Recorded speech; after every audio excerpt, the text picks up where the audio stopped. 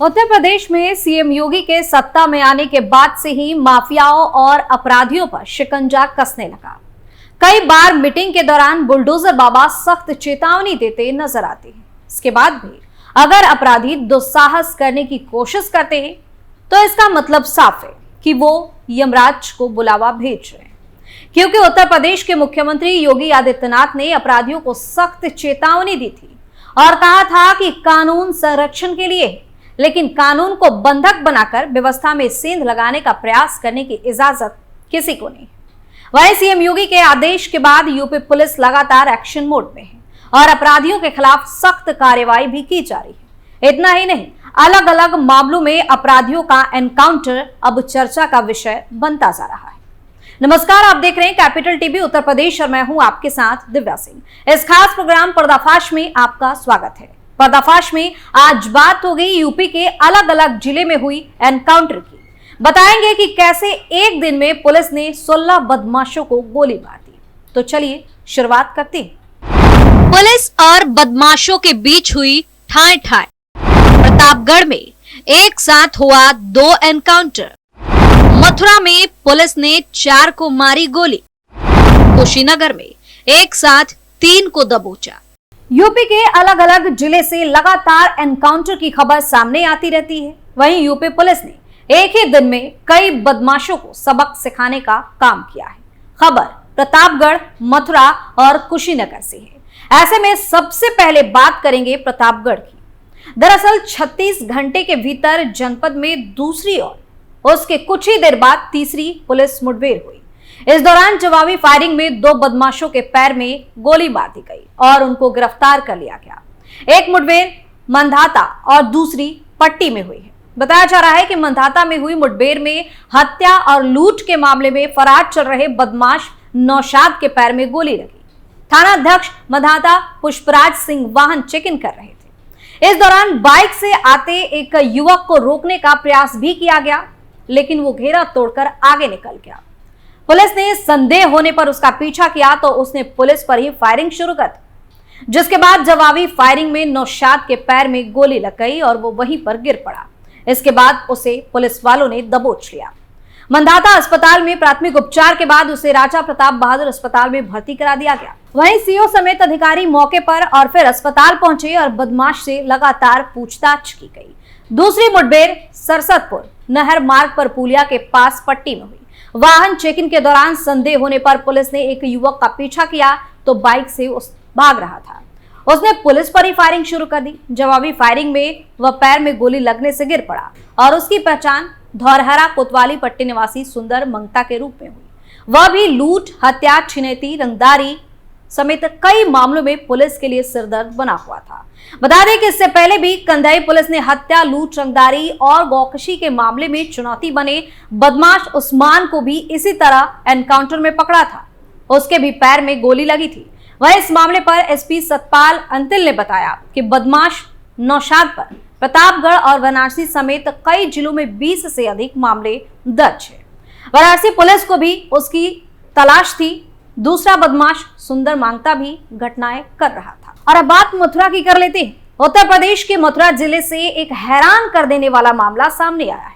यहाँ विवाद के चलते एक बेटे ने अपने पिता की हत्या की साजिश रच डाली।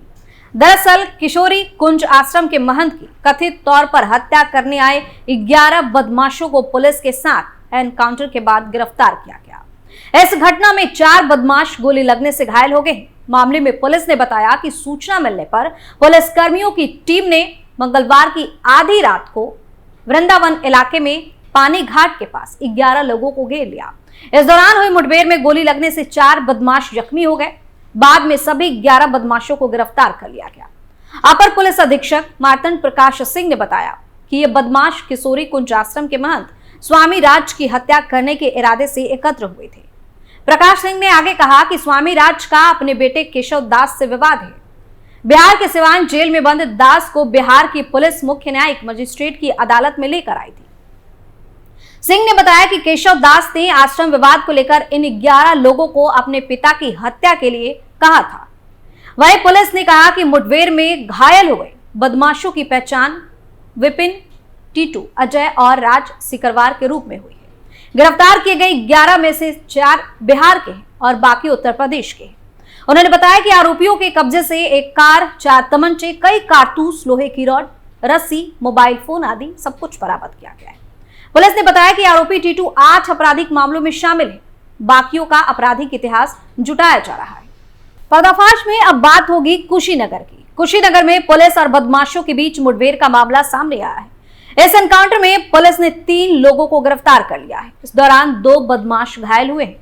पुलिस को सूचना मिली थी कि ईरानी गैंग किसी वारदात को अंजाम देने वाला है, जिस पर पुलिस ने सर्च ऑपरेशन शुरू किया, जिसे घबराकर बदमाशों ने पुलिस पर ही फायर कर दिया। जिले के तमकुही राज थाना क्षेत्र के अंतर्गत पुलिस और स्क्वाड की संयुक्त टीम की रात 1 बजे ईरानी गिरोह के बदमाशों से मुठभेड़ हो गई। वहीं गाजीपुर भरपटिया मार्ग के पास हुए मुठभेड़ में गिरोह के 3 सदस्य दबोच लिए गए। जवाबी फायरिंग में 2 बदमाश पुलिस की गोली से घायल हो गए। दोनों को इलाज के लिए अस्पताल में भर्ती भी कराया गया। पकड़े गए बदमाशों में एक पर 50,000 और 2 पर 25-25 हजार रुपए का इनाम भी घोषित है। आरोपियों के पास असलहा और 3,20,000 रुपए नगद बरामद किया गया है। मामले में एसपी धवल जायसवाल ने कहा कि मुठभेड़ में फर्रुखाबाद के ठंडे सड़क निकट निवासी सुल्तान उर्फ यासीन और समीर अब्बास उर्फ वसीम अली पुलिस की गोली से घायल हो गए। सुल्तान पर 50,000 और समीर पर 25,000 रुपए का इनाम भी घोषित है। गिरोह का तीसरा सदस्य 25,000 का इनामी बिहार के थावे विदेशी टोला का रहने वाला नमाजी अली है। उसे भी पुलिस ने गिरफ्तार कर लिया है। आरोपियों के पास से 2 बाइक, 3,20,000 नगद, 3 तमंचा, कारतूस, ताहूगंज बाजार से चोरी किए गए आभूषण भी बरामद किए गए हैं। आगे एसपी ने बताया कि आरोपियों के खिलाफ फर्रुखाबाद, मैनपुरी, लखनऊ के विभिन्न थानों, गोरखपुर, नेबुआ, नौरंगिया और तमकुहीराज में केस दर्ज है। कुछ दिन पहले तमकुहीराज के दाहोगंज में सराफा व्यवसायी की दुकान से 7 लाख के आभूषण की चोरी भी इसी गिरोह ने की थी। इस गिरोह का नेटवर्क महाराष्ट्र से लेकर उत्तर प्रदेश तक फैला हुआ है। तीनों को गिरफ्तार करने वाली पुलिस और टीम को एडीजी ने पुरस्कार देने की घोषणा भी कर दी है। बता दें, इससे पहले जौनपुर जिले के 4 थानों की पुलिस ने 2 अलग अलग जगहों पर मुठभेड़ में 2 बदमाशों को धर दबोचा। इस दौरान जवाबी फायरिंग में बदमाशों के पैर में गोली लग गई। इनके ऊपर पूर्वांचल के कई जनपदों के थानों में मुकदमे चल रहे हैं। दोनों बदमाश 25,000 के इनामी हैं। इनके पास से तमंचा, कारतूस के अलावा नगद रुपए भी बरामद किए गए।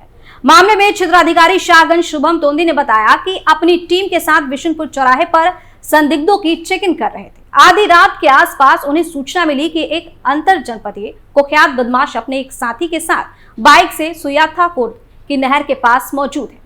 दोनों थानों की पुलिस ने अलग अलग रास्तों से पहुंचकर घेराबंदी की। पुलिस ने खुद को गिरफ्तार दे बदमाश ने फायरिंग शुरू कर दी, जिसके बाद बचाव के लिए पुलिस की तरफ से भी जवाबी फायरिंग की गई और एक बदमाश के दोनों पैरों में गोली लगी। तो इस तरह से अब यूपी पुलिस बदमाशों को दबोचने में लगातार सफल हो रही है। वहीं उत्तर प्रदेश में एनकाउंटर कल्चर को लेकर उठते सवालों के बीच मई में एक चौंकाने वाला आंकड़ा सामने आया था, जिसमें बताया गया कि योगी राज में 2017 से लेकर अब तक राज्य में कुल 186 एनकाउंटर हुए हैं। यानी हर 15 दिन में पुलिस ने एक अपराधी को एनकाउंटर में मार गिराया है। इससे पहले यूपी में जब जब किसी अपराधी का एनकाउंटर हुआ तो ऐसे ही चौंकाने वाले आंकड़े सामने आए। इनमें ऑपरेशन लंगड़ा के तहत यूपी पुलिस ने कई अपराधियों के पैर में गोली भी मारी, जिनकी संख्या काफी ज्यादा है। फिलहाल पर्दाफाश में इतना ही। आप अपनी राय हमें कमेंट करके जरूर बताइए और देखते रहिए कैपिटल टीवी उत्तर प्रदेश। नमस्कार।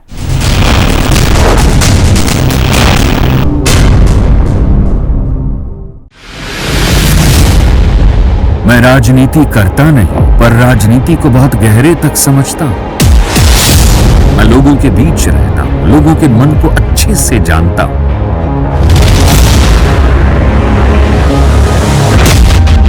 पब्लिक और पॉलिटिक्स की हर नक्श को खूब पहचानता हूं।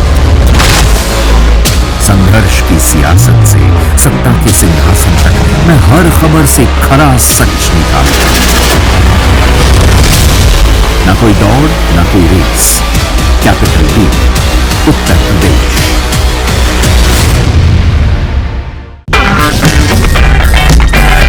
अगर आपको हमारा वीडियो पसंद आया हो तो इसे लाइक करें, हमारे चैनल को सब्सक्राइब करें और हाँ, बेल आइकन दबाना ना भूलें ताकि आप तक हमारे वीडियो की नोटिफिकेशन पहुंचती रहे। आप अपना सुझाव हमें कमेंट बॉक्स में दे सकते हैं। हमारे साथ जुड़ने के लिए शुक्रिया।